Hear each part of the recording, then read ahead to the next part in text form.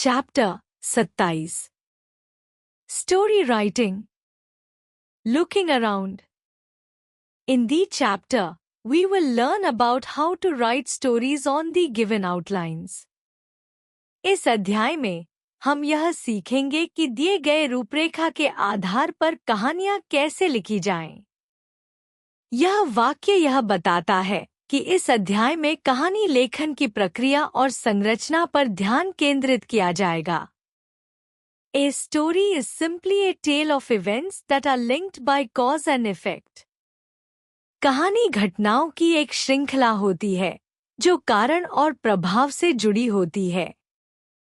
यह वाक्य यह दर्शाता है कि कहानी में घटनाओं का क्रम और तर्क महत्वपूर्ण होता है। It can be true or can be a work of fiction. यह सत्य हो सकती है या काल्पनिक हो सकती है। यह वाक्य यह स्पष्ट करता है कि कहानी वास्तविक जीवन की घटनाओं या कल्पना पर आधारित हो सकती है। Stories are expected to have a starting, middle and ending. कहानियों में एक प्रारंभ, मध्य और अंत होना अपेक्षित है। यह वाक्य यह दिखाता है कि कहानी को एक स्पष्ट संरचना में प्रस्तुत किया जाना चाहिए। They involve at least 2 characters and some events take place. इनमें कम से कम 2 पात्र शामिल होते हैं और कुछ घटनाएं घटित होती हैं। यह वाक्य यह बताता है कि कहानी में पात्रों और घटनाओं का महत्वपूर्ण स्थान होता है। Format of a story writing. कहानी लेखन का प्रारूप। बिगिनिंग, प्रारंभ। कहानी की शुरुआत पाठक का ध्यान आकर्षित करने वाली होनी चाहिए। कैरेक्टर इंट्रोडक्शन, पात्रों का परिचय। पात्रों का वर्णन और उनका कहानी में महत्व स्पष्ट होना चाहिए। प्लॉट, कथानक। कहानी का मुख्य भाग जिसमें घटनाओं का क्रम और उनका विकास शामिल होता है। कंक्लूजन, निष्कर्ष। कहानी का समापन तार्किक और संतोषजनक होना चाहिए। एक्सप्लेनेशन। कहानी लेखन का महत्व कहानी घटनाओं का एक ऐसा क्रम है जो पाठकों को मनोरंजन और संदेश प्रदान करता है। संरचना का पालन कहानी को व्यवस्थित रूप से लिखने के लिए प्रारंभ, पात्र परिचय, कथानक और निष्कर्ष का होना आवश्यक है। रचनात्मकता का विकास कहानी लेखन बच्चों और पाठकों में रचनात्मकता और कल्पना शक्ति का विकास करता है। Androcles and the Lion. Once upon a time, in Greece, a slave named Androcles escaped from his master and fled to the forest. प्राचीन ग्रीस में एक गुलाम जिसका नाम एंड्रोक्लिस था, अपने स्वामी से भागकर जंगल में चला गया। यह वाक्य कहानी की शुरुआत करता है और मुख्य पात्र एंड्रोक्लिस का परिचय देता है। As he was wandering about in the forest, he came upon a lion. It was lying down moaning and groaning.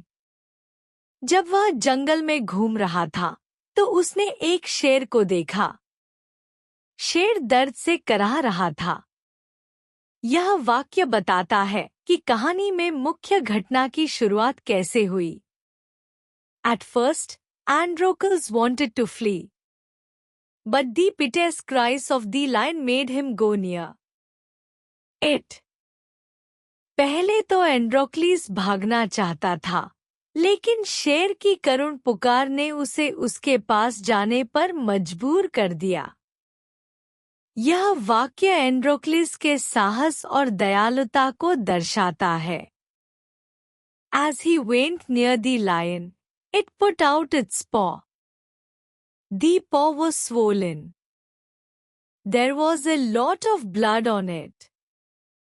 जैसे ही वह शेर के पास गया, शेर ने अपना पंजा आगे बढ़ा दिया। पंजा सूजा हुआ था और उस पर बहुत खून था। यह वाक्य शेर की परेशानी और चोट का वर्णन करता है। Androcles found a huge thorn in the lion's paw. He pulled out the thorn. Androcles ने शेर के पंजे में एक बड़ा कांटा पाया। उसने कांटा निकाल दिया।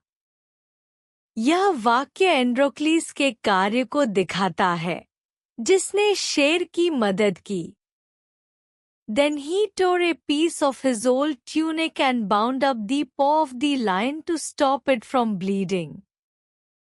फिर उसने अपनी पुरानी पोशाक का एक टुकड़ा फाड़कर शेर के पंजे पर बांध दिया ताकि खून बहना बंद हो जाए। यह वाक्य एंड्रोक्लिस की दयालुता और समझदारी को व्यक्त करता है। The lion soon got up and licked Androcles' hand. It then walked away. शेर जल्दी ही उठ खड़ा हुआ और एंड्रोक्लिस का हाथ चाटने लगा। फिर वह चला गया। यह वाक्य शेर की कृतज्ञता को दिखाता है। Soon Androcles was captured by the emperor's slaves. He was sentenced to be thrown to wild beasts. जल्द ही एंड्रोक्लिस को सम्राट के गुलामों ने पकड़ लिया। उसे जंगली जानवरों के सामने फेंकने की सजा सुनाई गई। यह वाक्य कहानी के संघर्ष को उजागर करता है। It was custom in those days to throw murderers, criminals and slaves who had escaped from their master to hungry beasts. The emperor and the public would enjoy watching the combat between the criminals and the wild beasts who were kept without food for several days. उन दिनों यह प्रथा थी कि हत्यारों, अपराधियों और अपने राजा को छोड़ भागे हुए दास को भूखे जंगली जानवरों के सामने फेंक दिया जाता था। राजा और उसकी पूरी प्रजा अपराधियों और जंगली जानवरों के बीच होने वाली लड़ाई का पूरा आनंद लेते थे, जिन्हें कई दिनों तक भूखा रखा जाता था। यह वाक्य राजा द्वारा उन दिनों दी जाने वाली सजाओं के चलन के बारे में उजागर करता है, जो अपराधियों को दी जाती थी। On the appointed day, the emperor and all his court came to the arena to watch Androcles being thrown to the beasts. निर्धारित दिन पर सम्राट और उसका पूरा दरबार एंड्रोक्लिस को जंगली जानवरों के सामने फेंकने का दृश्य देखने के लिए अखाड़े में आया। यह वाक्य कहानी में तनाव को बढ़ाता है। Soon a lion was let loose from its cage. It rushed bounding and roaring towards its victim. जल्द ही एक शेर को पिंजरे से बाहर छोड़ा गया। वह दहाड़ते हुए अपने शिकार की ओर दौड़ा।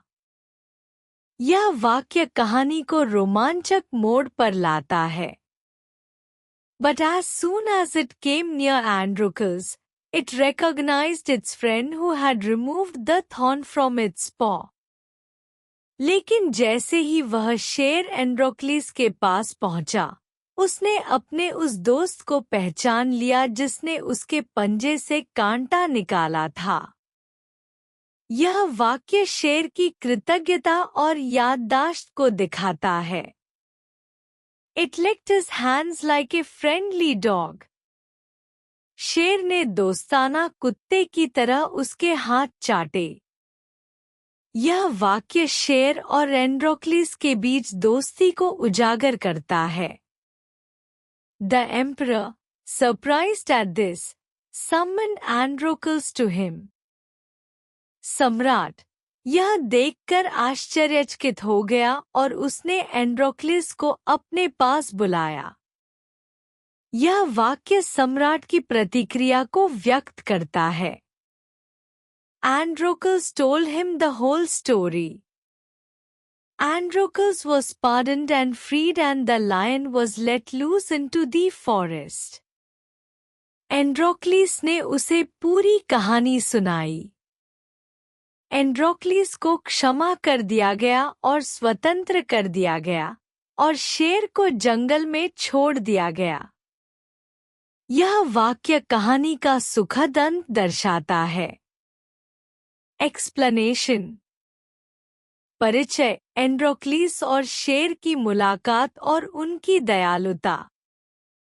मुख्य भाग, एंड्रोक्लीस की मदद, शेर की कृतज्ञता और सम्राट का निर्णय। समाप्ति, एंड्रोक्लीस की स्वतंत्रता और शेर का जंगल में छोड़ा जाना। The naughty monkey. There was once a merchant who employed many carpenters and masons to build a temple in his garden.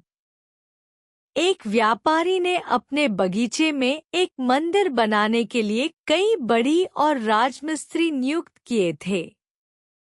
यह वाक्य कहानी की शुरुआत करता है और स्थान और पात्रों का परिचय देता है। Regularly, they would start work in the morning, take a break for the midday meals, and return to resume work till evening. वे नियमित रूप से सुबह काम शुरू करते, दोपहर के खाने के लिए ब्रेक लेते और फिर शाम तक काम जारी रखते। यह वाक्य यह बताता है कि मजदूरों की दिनचर्या कैसी थी। One day, a group of monkeys arrived at the site of the building and watched the workers leaving for their midday meals. एक दिन बंदरों का एक समूह निर्माण स्थल पर आया और मजदूरों को दोपहर के भोजन के लिए जाते हुए देखा। यह वाक्य यह दर्शाता है कि कहानी में बंदरों का प्रवेश कैसे हुआ। One of the carpenters was sawing a huge log of wood. Since it was only half done, he placed a wedge in between to prevent the log from closing up. एक बड़े लकड़ी के लट्ठे को काट रहा था। चूंकि यह अधूरा था, उसने लट्ठे को बंद होने से रोकने के लिए उसमें एक कील डाल दी। यह वाक्य कहानी में प्रमुख घटना की शुरुआत करता है। He then went off along with the other workers for his meals. इसके बाद वह अन्य मजदूरों के साथ खाना खाने चला गया। यह वाक्य यह बताता है कि बड़ी ने कील के साथ लकड़ी को अधूरा छोड़ दिया। When all the workers were gone, the monkeys came down from the trees and started jumping around the site and playing with the instruments. जब सभी मजदूर चले गए, तो बंदर पेड़ों से नीचे आए और निर्माण स्थल पर कूदने और औजारों से खेलने लगे। यह वाक्य यह दिखाता है कि बंदर किस तरह से शरारत करने लगे। There was one monkey who got curious about the wedge placed between the log. एक बंदर कील को लेकर बहुत उत्सुक हो गया जो लकड़ी के लट्ठे के बीच में फंसी थी। यह वाक्य उस बंदर के उत्सुक स्वभाव को दर्शाता है। He sat down on the log and having placed himself in between the half-split log, caught hold of the wedge and started pulling at it. वह लट्ठे पर बैठ गया और खुद को अधूरी फटी लकड़ी के बीच में रखते हुए उसने कील को पकड़ लिया और उसे खींचने लगा। यह वाक्य शरारती बंदर की क्रिया को वर्णित करता है। All of a sudden, the wedge came out. As a result, the half-split log closed in and the monkey got caught in the gap of the log. अचानक कील बाहर आ गई। इसके परिणाम स्वरूप अधूरी फटी लकड़ी बंद हो गई और बंदर लकड़ी के बीच फंस गया। यह वाक्य कहानी में मुख्य समस्या को दिखाता है। As was his destiny, he was severely wounded. जैसा कि उसकी किस्मत में था, वह गंभीर रूप से घायल हो गया। यह वाक्य कहानी का निष्कर्ष और सीख प्रदान करता है। एक्सप्लेनेशन। परिचय। कहानी एक व्यापारी और मजदूरों की दिनचर्या के साथ शुरू होती है। मुख्य भाग बंदरों का निर्माण स्थल पर आना और उनकी शरारतें। समस्या शरारती बंदर की उत्सुकता के कारण लकड़ी में फंसना। निष्कर्ष कहानी यह सिखाती है कि उत्सुकता और लापरवाही खतरनाक हो सकती है। A girl and a pigeon. Tashu was a friendly pigeon. It had royal looks. Tashu एक दोस्ताना स्वभाव वाला कबूतर था। उसके शाही रूप थे। यह वाक्य कहानी के मुख्य पात्र ताशु का परिचय देता है। It would fly down to Manu's balcony every morning. It loved to share her breakfast. वह हर सुबह मनु की बालकनी में उड़कर आता था। उसे मनु के नाश्ते में भाग लेना बहुत पसंद था। यह वाक्य ताशु और मनु के बीच गहरी दोस्ती का संकेत देता है। Manu would sit with her morning newspaper and breakfast tray. The aroma of parathas, bread, coffee, and these sweet-smelling fruits would make Tashu's mouth water. Manu अपने सुबह के अखबार और नाश्ते की ट्रे के साथ बैठती थी। पराठों, ब्रेड, कॉफी और मीठे फलों की खुशबू ताशु का मुंह पानी कर देती थी। यह वाक्य ताशु के खाने के प्रति आकर्षण को व्यक्त करता है। Manu was used to his presence. She would rock in her chair and talk to him. Good morning, Tashu. How are you? Manu Tashu की उपस्थिति की आदी हो गई थी। वह अपनी कुर्सी पर झूलते हुए उससे बात करती थी। Good morning, Tashu. कैसे हो? यह वाक्य मनु और ताशु के बीच रोजमर्रा के संवाद और उनके संबंध को दर्शाता है। He would reply with a throaty sound, गुटरगू। वह गले से आवाज निकालकर गुटरगू कहकर जवाब देता था। यह वाक्य ताशु के संवादात्मक स्वभाव को दिखाता है। Manu would turn around and give him a piece of brown bread which was sometimes salty and at other times sweet. Manu मुड़कर उसे ब्राउन ब्रेड का एक टुकड़ा देती थी, जो कभी नमकीन होता था और कभी मीठा। यह वाक्य यह दिखाता है कि मनु ताशु का कितना ख्याल रखती थी। Slowly, he would move forward and perch on the arm of the rocking chair to her left. It was good fun. The chair would rock him to and fro. धीरे-धीरे, वह आगे बढ़ता और झूलती कुर्सी के बाएं हत्थे पर बैठ जाता। यह बहुत मजेदार था। कुर्सी उसे आगे पीछे झुलाती थी। यह वाक्य ताशु और मनु के खेल और मस्ती को व्यक्त करता है। One day the pigeon was not well but still he flew down to meet Manu. एक दिन कबूतर ठीक नहीं था, फिर भी वह मनु से मिलने के लिए उड़कर आया। यह वाक्य ताशु की भक्ति और मनु के साथ उसके विशेष संबंध को दिखाता है। She greeted him as usual but he refused to eat anything. उसने हमेशा की तरह उसका स्वागत किया, लेकिन उसने कुछ भी खाने से इनकार कर दिया। यह वाक्य मनु की चिंता को व्यक्त करता है। Manu was worried. She took him to a doctor and Tashu was treated like a prince. Manu चिंतित हो गई। उसने उसे डॉक्टर के पास ले गई और ताशु का इलाज एक राजकुमार की तरह किया गया। यह वाक्य मनु की देखभाल और ताशु के प्रति उसकी गहरी चिंता को दिखाता है। It took him a while to be fine again. Manu took good care of him. And then Tashu was set free. Tashu को फिर से ठीक होने में कुछ समय लगा। मनु ने उसकी अच्छी देखभाल की और फिर उसे आजाद कर दिया। यह वाक्य ताशु के ठीक होने और मनु की सहानुभूति को व्यक्त करता है। Once again he was fine and flew down to Manu's balcony. She picked him up and hugged him. एक बार फिर वह ठीक हो गया और मनु की बालकनी में उड़कर आया। उसने उसे उठाया और गले लगाया। यह वाक्य उनकी पुनर्मिलन की खुशी को व्यक्त करता है। It was a feast, mangoes, potatoes, and nuts.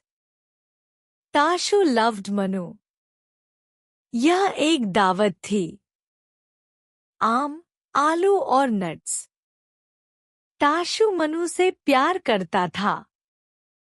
यह वाक्य उनकी मित्रता और एक दूसरे के प्रति गहरे प्रेम को दर्शाता है।